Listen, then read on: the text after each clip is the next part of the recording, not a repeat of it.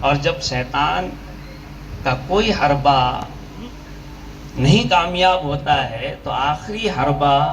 انسان کے اندر عبادت کا غرور ڈال دیتا ہے،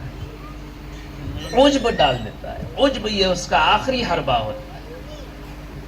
عجب ڈال دیتا ہے۔ عجب کیا ہے، میں آپ کو اس کی ایک مثال دے دیتا ہوں۔ آپ لوگ دیکھتے ہوں گے نماز پڑھنے جاتے ہیں مسجد میں، تو کچھ لوگوں کو دیکھتے ہوں گے کہ وہ نماز پڑھتے ہیں، ریگولر پڑھتے ہیں، پانچوں وقت باقاعدہ پڑھتے ہیں، لیکن جب دروازے سے باہر آتے ہیں تو ان کی زبان سے آپ سنتے ہوں گے، ارے فلاں کی نماز ہوتی ہے، نماز ہی نہیں ہوتی، وہ تو صحیح سے قیام نہیں کرنا جانتا ہے، وہ صحیح سے رکوع نہیں کرنا جانتا ہے، صحیح سے سجدہ نہیں کرنا جانتا ہے۔ ارے نماز پڑھنے آیا، باہر گالی دے رہا تھا، ابھی نماز پڑھنے آیا، اس کی نماز ہوگی۔ بلفظ دیگر وہ یہ کہنا چاہ رہا ہے کہ صرف میری نماز ہوئی، صرف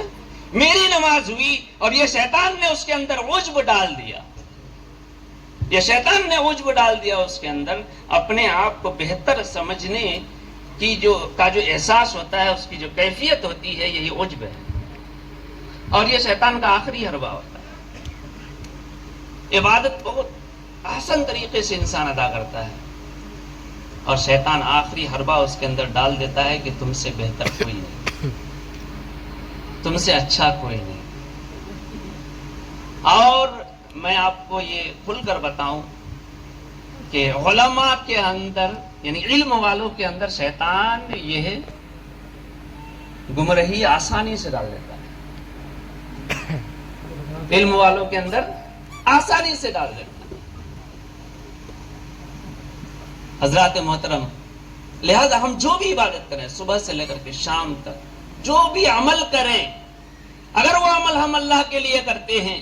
تو پھر وہ خالص اللہ کے لیے ہونا چاہیے،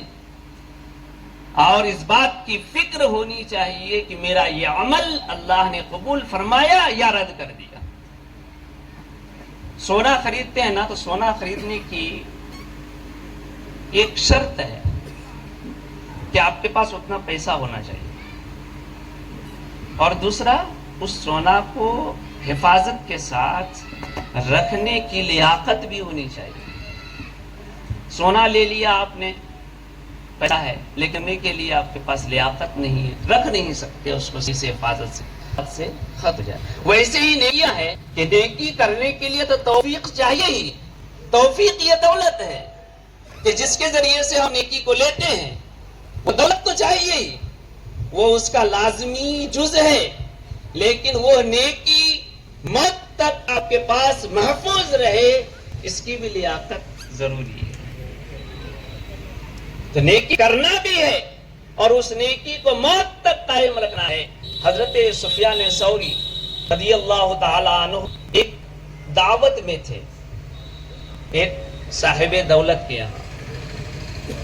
اور اس شخص نے آ کر اپنا تعارف کیا کہ حضور مجھے آپ نے پہچانا، میری ملاقات آپ سے مکہ میں ہوئی تھی، مکہ میں اس وقت ریسرچ کر رہا تھا۔ حضرت سفیان ثوری فرمائے کہ اس کے تینوں حج ہو گئے، اس کے تینوں حج غارت کر گئے۔ پہچان کے لیے اتنا کافی تھا کہ مکہ میں ملاقات ہوئی تھی۔